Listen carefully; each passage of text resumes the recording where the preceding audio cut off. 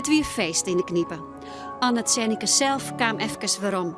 Er wie een spreksters, een hoogleraar, een professor en een promovenda die het haar een jochtskiende litten oer vrouwelijk op de kansel en oer Anne Tsenneke zelf. Na een preekbeurt in Bovenkniepen werd ze tot haar verbazing ook daar beroepen. Maar Anne twijfelde hevig. Het Anne Tsenneke lied wat zongen en het Anne Tsenneke foens wat iepenen.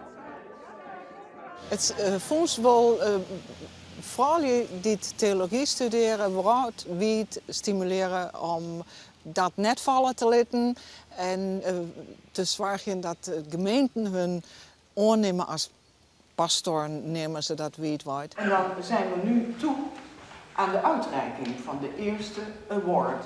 En die is voor de kniepen.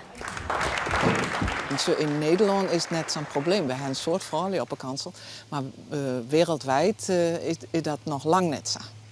De voorzitter. Alsjeblieft, Mel. Anne Tsenneke was the first woman to become pastor in the Netherlands. The Mennonite congregation of the Bovenkniepen ordained her in 1911. Ja, natuurlijk fantastisch. En eigenlijk, ik een eerbetoon aan, nu 1911. De sjerker hier van de ministersjerker van de toenmalige Bovenkniepen.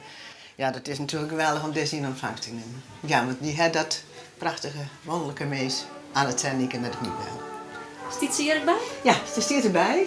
Ze staat hier van 1911 tot 1915 aan het Tsenneke.